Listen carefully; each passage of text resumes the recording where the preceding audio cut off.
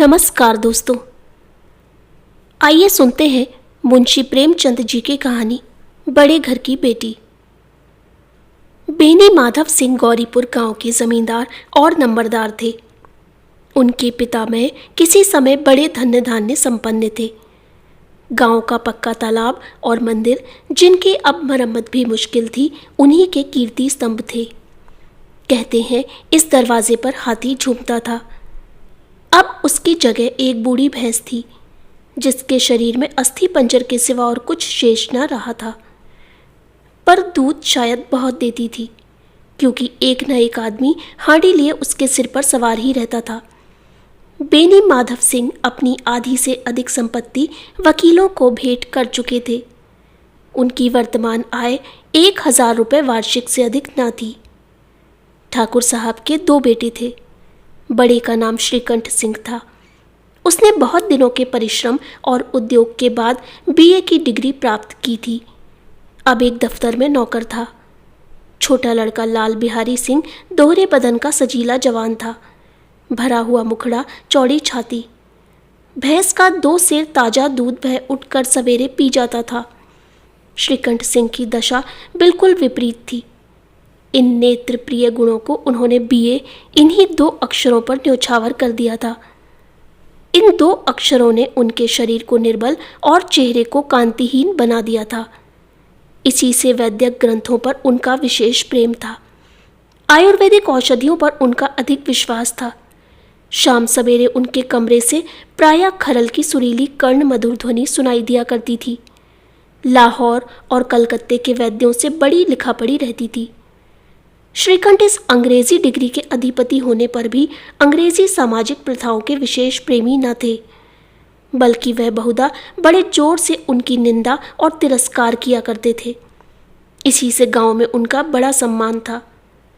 दशहरे के दिनों में वह बड़े उत्साह से रामलीला होते और स्वयं किसी न किसी पात्र का पाठ लेते थे। गौरीपुर में रामलीला के वही जन्मदाता थे।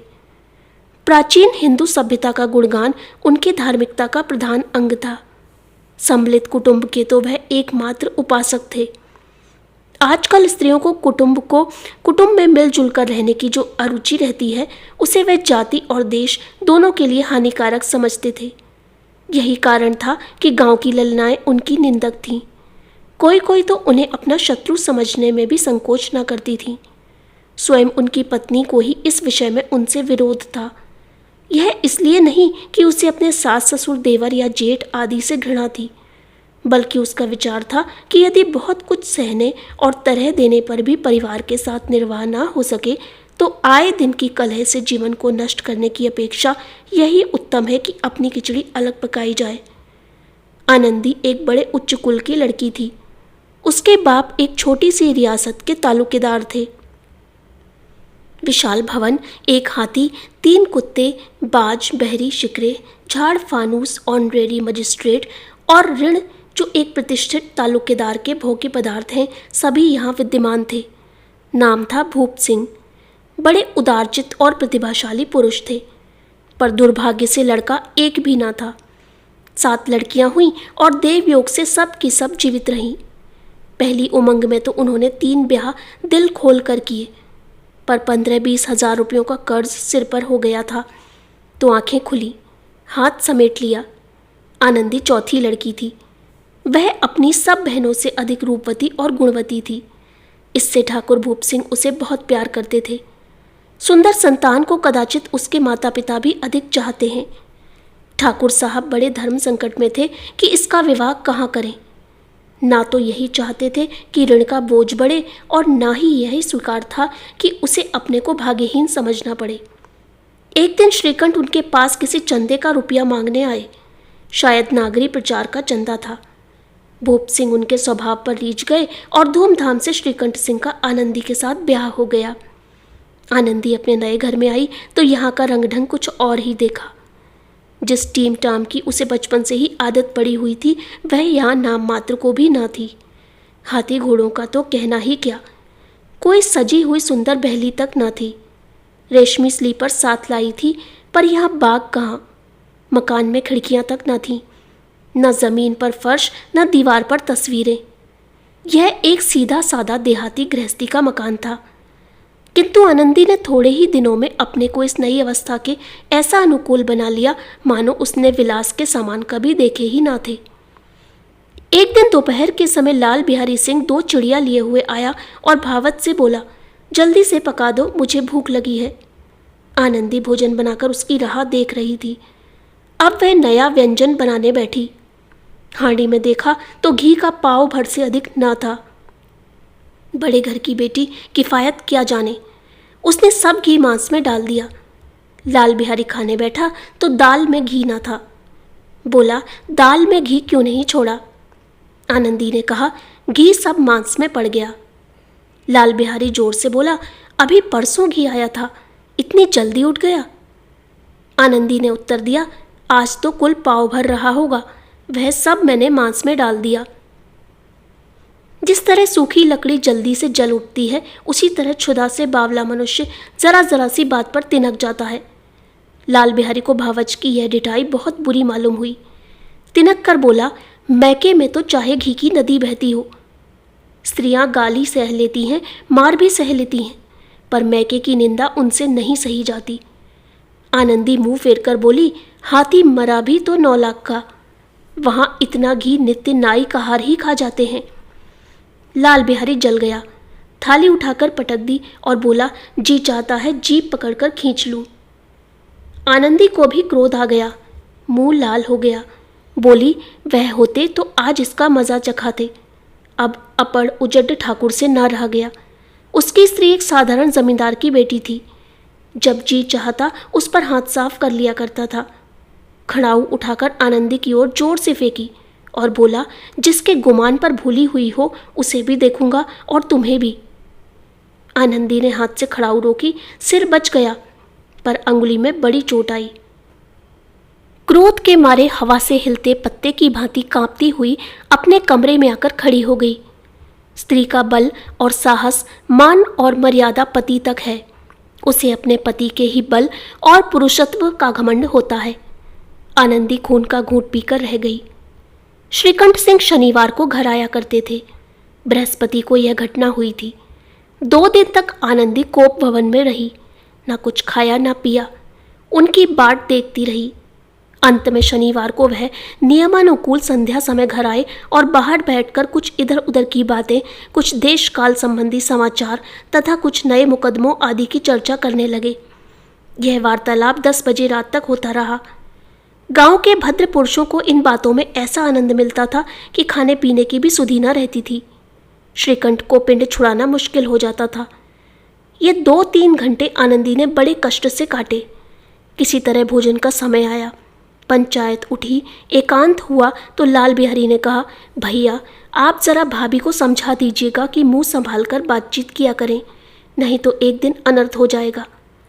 बेनी माधव सिंह ने बेटे की ओर साक्षी दी, हाँ, बहू बेटियों का यह स्वभाव अच्छा नहीं कि मर्दों के मुंह लगे। लाल बिहारी, वह बड़े घर की बेटी है तो हम भी कोई कुर्मी कहार नहीं है। श्रीकंठ ने चिंतित स्वर से पूछा, आखिर बात क्या हुई? लाल बिहारी ने कहा, कुछ भी नहीं, यूं ही आप उलझ पड़ी। मैके के सामने हम लोगों को कुछ समझती ही नहीं। श्रीकंठ खा पीकर आनंदी के पास गए। वह भरी बैठी थी। यह हजरत भी कुछ दिखे थे। आनंदी ने पूछा, चित्त तो प्रसन्न है?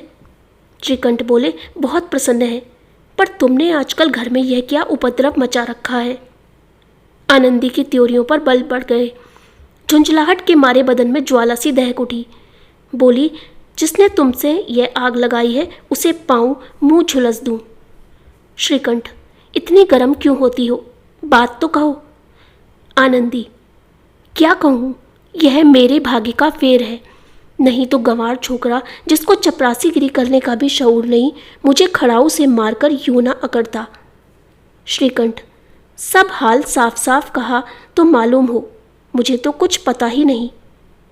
आनंदी, परसों तुम्हारे लाडले भाई ने मुझसे मांस पकाने को कहा। घी हांडी में पाव भर से अधिक ना था, वह सब मैंने मांस में डाल दिया। जब खाने बैठा तो कहने लगा, दाल में घी क्यों नहीं है? बस इसी पर मेरे मैके को बुरा भला कहने लगा। मुझसे ना रहा गया, मैंने कहा कि वहाँ इतना घी तो नाई कहार खा जाते हैं और किसी को जान भी नहीं पड़ता। बस इतनी सी बात पर इस अन्यायी ने मुझ पर खड़ाऊ फेंक मारी। यदि हाथ से ना रोक लूँ तो सिर फट जाए। उसी से पूछो मैंने जो कुछ कहा है वह सच है या झूठ। श्रीकंठ की आंखें लाल हो गईं। बोले, यहाँ तक हो गया? इस छोकरे का यह साहस। आनंदी स्त्रियों के स्वभावानुसार रोने लगी, क्योंकि आंसू उनकी पलकों पर रहते हैं। श्रीकंठ बड़े धैर्यवान और शांति पुरुष थे। उन्हें कदाचित ही कभी क्रोध आता था। स्त्रियों के आंसू पुरुष की क्रोधाग्नि भड़काने में तेल का काम करते हैं। रात भर करवटें बदलते रहे। उद्गिनता के कारण पलक तक नहीं झपकी। प्रातःकाल अपने बाप के पास जाकर बोले, दादा अब इस घर में मेरा निभाना होगा। इस तरह की विद्रोहपूर्ण बातें कहने पर श्रीकंठ ने कितनी ही बार अपने कई मित्रों को आड़े हाथों लिया था, परंतु दुर्भाग्य आज उन्हें स्वयं ही वे बातें अपने मुंह से कहनी पड़ी। दूसरों को उपदेश देना भी कितना सहज है। बेनी माधव सिंह घबरा उठे और बोले, क्यों? श्रीकंठ, इसलिए कि मुझे भी अपने मान प्रतिष्ठा का कुछ विचार है। आपके घर में अब अन्याय और हठ का प्रकोप हो रहा है। जिनको बड़ों का आदर सम्मान करना चाहिए वे उनके सिर चढ़ते हैं। मैं दूसरे का नौकर ठहरा घर पर रहता नहीं। यहाँ मेरे पीछे स्त्रियों पर खड़ाऊ और जूतों की बौछारें होती हैं। कड़ी बात तक चिंता नहीं, कोई एक की दो कह ले, वहाँ तक मैं सह सकता हूँ, किंतु यह कदापि नहीं हो सकता कि मेरे ऊपर लात घूंसे पड़े और मैं दम ना मारूं। बेनी माधव सिंह कुछ जवाब न दे सके। श्रीकंठ सदैव उनका आदर करते थे। उनके ऐसे तेवर देखकर बूढ़ा ठाकुर अवाक रह गया। केवल इतना ही बोला, बेटा तुम बुद्धिमान होकर ऐसी बातें करते हो। स्त्रियां इस तरह घर का नाश कर देती हैं। उनको बहुत सिर चढ़ाना अच्छा नहीं। श्रीकंठ, इतना मैं जानता हूँ, आपके आशीर्वाद से ऐसा मूर्ख नहीं हूँ। आप स्वयं जानते हैं कि मेरे ही समझाने बुझाने से इसी गांव में कई घर संभल गए, पर जिस स्त्री की मान प्रतिष्ठा का ईश्वर के दरबार में उत्तरदाता हूँ, उसके प्रति ऐसा घोर अन्याय और पशुवत व्यवहार मुझे असह्य है। आप सच मानिए, मेरे लिए यही कुछ कम नहीं कि लाल बिहारी को कुछ दंड नहीं होता। अब बेनी माधव सिंह भी गरमाए, ऐसी बातें और न सुन सके। बोले, लाल बिहारी तुम्हारा भाई है, उससे जब कभी भूल चूक हो उसके कान पकड़ो। लेकिन श्रीकंठ, लाल बिहारी को मैं अपना भाई अब नहीं समझता। बेनी माधव सिंह, स्त्री के पीछे? श्रीकंठ, जी नहीं, उसकी क्रूरता और अविवेक के कारण। दोनों कुछ देर चुप रहे। ठाकुर साहब लड़के का क्रोध शांत करना चाहते थे, लेकिन यह नहीं स्वीकार करना चाहते थे कि लाल बिहारी ने कोई अनुचित काम किया है। इसी बीच में गांव के और कई सज्जन हुक्के चिलम के बहाने वहां आ बैठे। कई स्त्रियों ने जब यह सुना कि श्रीकंठ पत्नी के पीछे पिता से लड़ने को तैयार है तो उन्हें बड़ा हर्ष हुआ। दोनों पक्षों की मधुर वाणियां सुनने के लिए उनकी आत्माएं तिल मिलाने लगी। गांव में कुछ ऐसे कुटिल मनुष्य भी थे जो इस कुल की नीति पूर्ण गति पर मन ही मन जलते थे। वे कहा करते थे, श्रीकंठ अपने बाप से दबता है इसलिए वह दब्बू है, उसने विद्या पढ़ी इसलिए वह किताबों का कीड़ा है। बेनी माधव सिंह उसकी सलाह के बिना कोई काम नहीं करते, यह उनकी मूर्खता है। इन महानुभावों की शुभकामनाएं आज पूरी होती दिखाई दी। कोई हुक्का पीने के बहाने और कोई लगान की रसीद दिखाने आकर बैठ गया। बेनी माधव सिंह पुराने आदमी थे, इन भावों को ताड़ गए। उन्होंने निश्चय किया, चाहे कुछ ही क्यों ना हो, इन द्रोहियों को ताली बजाने का अवसर ना दूंगा। तुरंत कोमल शब्दों में बोले, बेटा मैं तुमसे बाहर नहीं हूँ, तुम्हारा जो जी चाहे करो। अब तो लड़के से अपराध हो गया। इलाहाबाद का अनुभव रहित झल्लाया हुआ ग्रेजुएट इस बात को न समझ सका। उसे डिबेटिंग क्लब में अपनी बात पर अड़ने की आदत थी। इन हथकंडों की उसे क्या खबर। बाप ने जिस मतलब से बात पलटी थी वह उसकी समझ में ना आया। बोला, लाल बिहारी के साथ अब इस घर में नहीं रह सकता। बेनी माधव, बेटा बुद्धिमान लोग मूर्खों की बात पर ध्यान नहीं देते। वह बेसमझ लड़का है, उससे जो कुछ भूल हुई उसे तुम बड़े होकर क्षमा करो। श्रीकंठ, उसकी इस दुष्टता को मैं कदापि नहीं सह सकता। या तो वह घर में रहेगा या मैं ही। आपको यदि वह अधिक प्यारा है तो मुझे विदा कीजिए, मैं अपना भार आप संभाल लूँगा। यदि मुझे रखना चाहते हैं तो उससे कहिए जहाँ चाहे चला जाए, बस यह मेरा अंतिम निश्चय है। लाल बिहारी सिंह दरवाजे की चौखट पर चुपचाप खड़ा बड़े भाई की बातें सुन रहा था। वह उनका बहुत आदर करता था। उसे कभी इतना साहस ना हुआ था कि श्रीकंठ के सामने चारपाई पर बैठ जाए, हुक्का पी ले या पान खा ले। बाप का भी वह इतना मानना करता था। श्रीकंठ का भी उस पर हार्दिक स्नेह था। अपने होश में उन्होंने कभी उसे घुड़का तक ना था। जब वह इलाहाबाद से आते तो उसके लिए कोई ना कोई वस्तु अवश्य लाते। मुकद्दर की जोड़ी उन्होंने ही बनवा दी थी। पिछले साल जब उसने अपने से देवड़े जवान को नागपंचमी के दिन दंगल में पछाड़ दिया तो उन्होंने पुलकित होकर अखाड़े में ही जाकर उसे गले लगा लिया था। 5 रुपए के पैसे लुटाए थे। ऐसे भाई के मुंह से आज ऐसी हृदय विदारक बात सुनकर लाल बिहारी को बड़ी ग्लानि हुई। वह फूट फूट कर रोने लगा। इसमें संदेह नहीं कि अपने किए पर पछता रहा था। भाई के आने से एक दिन पहले से उसकी छाती धड़कती थी कि देखूं भैया क्या कहते हैं। मैं उनके सम्मुख कैसे जाऊंगा, उनसे कैसे बोलूंगा, मेरी आंखें उनके सामने कैसे उठेंगी। उसने समझा था कि भैया मुझे बुलाकर समझा देंगे। इस आशा के विपरीत आज उसने उन्हें निर्दयता की मूर्ति बने हुए पाया। वह मूर्ख था, परंतु उसका मन कहता था कि भैया मेरे साथ अन्याय कर रहे हैं। यदि श्रीकंठ उसे अकेले में बुलाकर 2-4 बातें कह देते, इतना ही नहीं 2-4 तमाचे भी लगा देते तो कदाचित उसे इतना दुख ना होता। पर भाई का यह कहना कि अब मैं इसकी सूरत नहीं देखना चाहता, लाल बिहारी से सहा ना गया। वह रोता हुआ घर आया।